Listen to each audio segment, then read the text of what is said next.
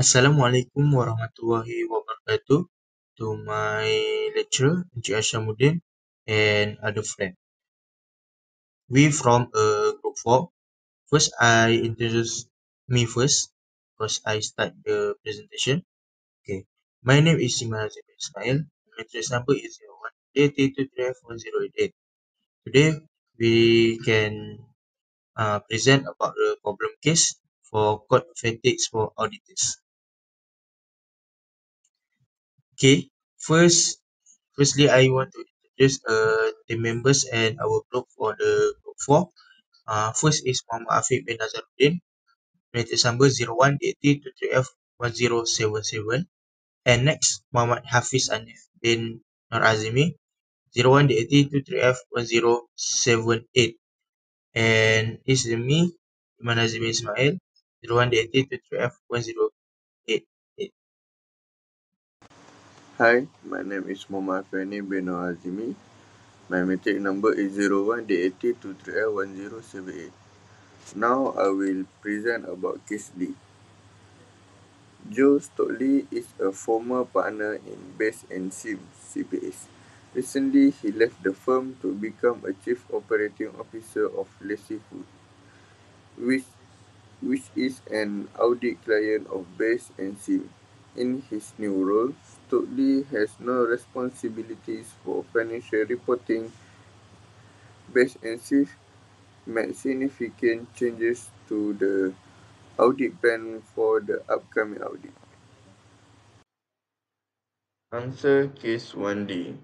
Is it violation? It is not necessarily a violation if appropriate safeguards are applied. According to the AICPA Code of Professional Conduct, it is section 1.279.1 and the IESBA Code of Ethics 2020. When a former partner joins an audit client, independent may be treated by familiarity or self-interest traits. However, if the individual, that is Joe Stockley, has no responsibilities related to financial reporting, and the firm, based in SIM, implement safeguards such as modifying the audit plan and ensuring Stockley has no influence over the audit, independence is not considered impaired. Second, nature of the violation. Familiarity and self-interest trait. The auditor may have a close relationship with the client due to the former partner's employment, which could affect objectivity and professional skepticism. Lastly, rationale for the rules. The rule exists to ensure the auditor remain independent in fact and appearance. When a former partner joins an audit client, it could create the perception that the auditor might favor the client. The AICPA and IESBA require firms to evaluate such threats and apply safeguards.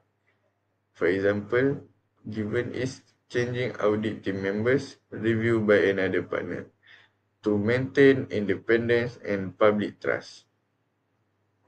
That's all from me. Thank you. Thanks for Hafiz Anif for the explanation for the case 1D.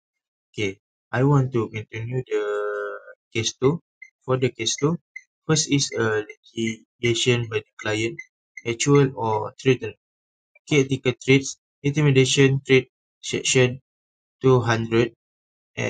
When the client sues or threatened to sue the auditor may feel pressured of or afraid to issue an unfavorable opinion, compromising independence.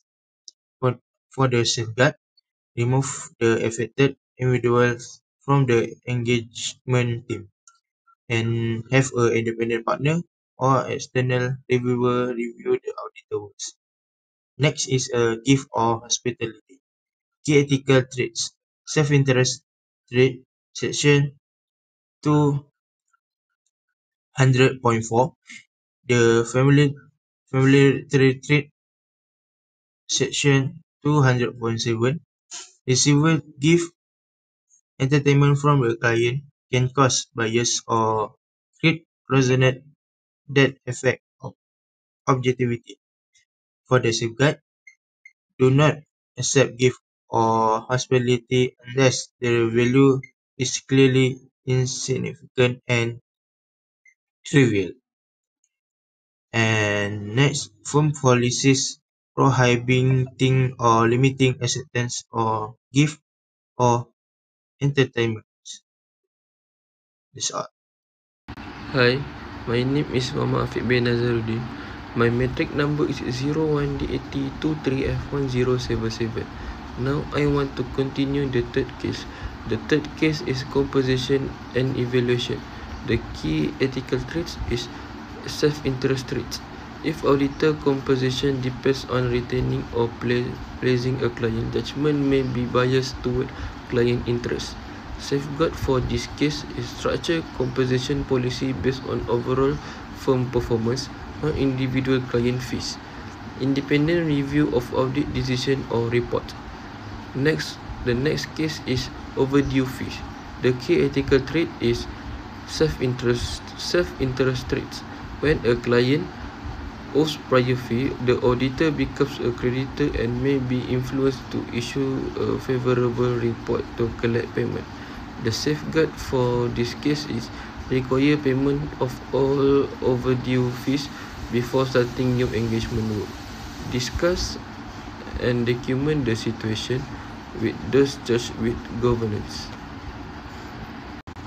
The last case for case 2 is contingent fee.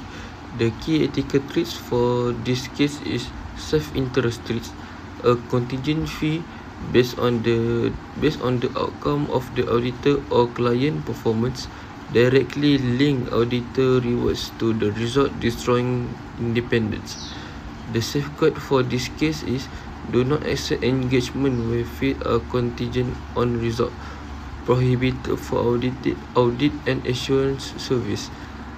For non-assurance service, ensure transparency and client approval if allowed under regulations. That's all from us. Thank you.